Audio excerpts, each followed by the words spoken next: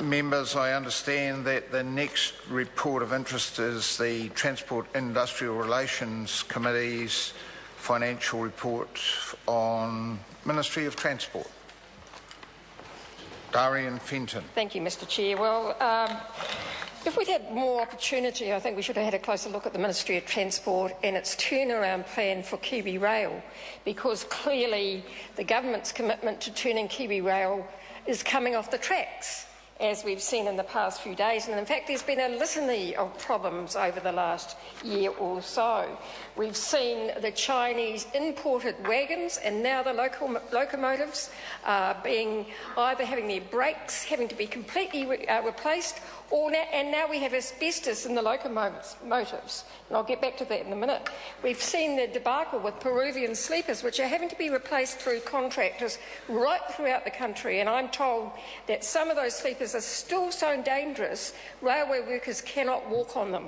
We've seen the issue in the Kaimai Tunnel last year, where contractors were exposed to unnecessary and unhealthy gas risks. And that was all to do with contractors and the fact that they were not carrying out their health and safety requirements. We've had the debacle with the Aotearoa ferry. There's just been a catalogue of problems. And I say, Mr Chair, that this goes back to the turnaround plan and the approach of this government of cost-cutting, of lowest cost tendering, of contracting out, of putting pressure on our national railway to deliver profits on freight while cutting costs everywhere else. And here we are today, Mr Chair, where that is now putting workers' lives at risk. That is where we have ended up. We have asbestos in these locomotives. We have a rolled over locomotive in Auckland that is now, workers now been stopped on. And the only reason that the workers didn't carry on driving those locomotives, Mr Chair, was because the union said no, they weren't going to put their lives on the line for this killer of asbestos. They were not going to allow their workers to be exposed to that. I understand, and I would challenge the Minister to tell me I'm wrong, that there was real reluctance from Kiwi Rail to stop those trains, those locomotives being used. They were proposing, actually, that they could keep driving them and that it was safe, they could be contained. We are talking, as I said, a killer substance. And it's amazing to me and many other people that have been across this story in the last few days that we still import asbestos in New Zealand. That is still legal to do so.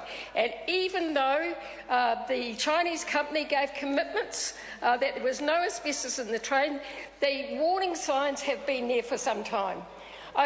Last November, the Australians found asbestos in Chinese-made locomotives. The warning sign was there.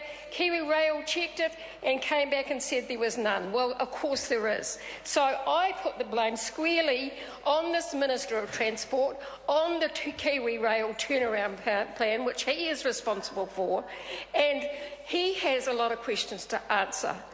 I want to know, Mr Chair, when he knew that there was asbestos in these locomotives, when did he find out?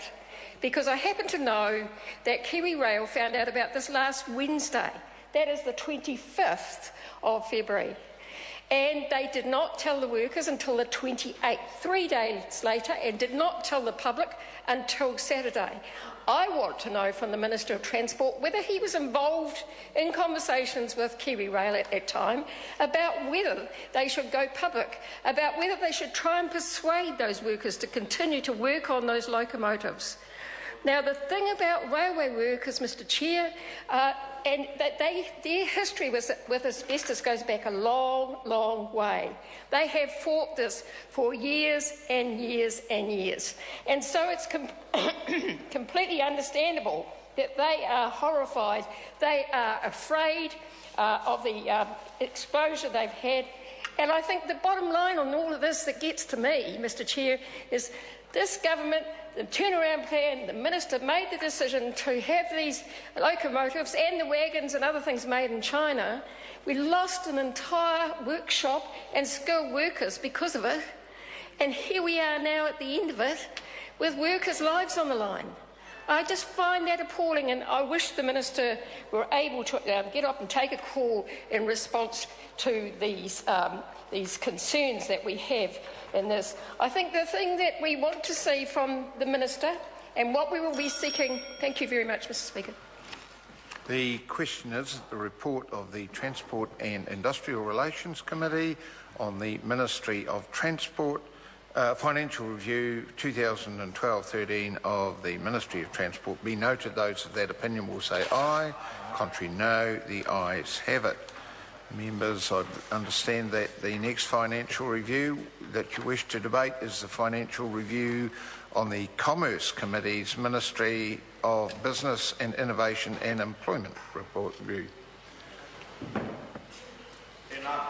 Honourable Shane Jones. So with your forbearance, I shall move to a more familiar seat. So will I.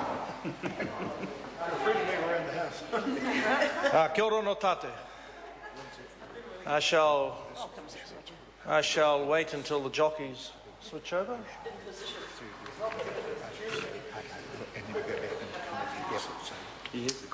I have the call, but I don't have your attention. I can multitask.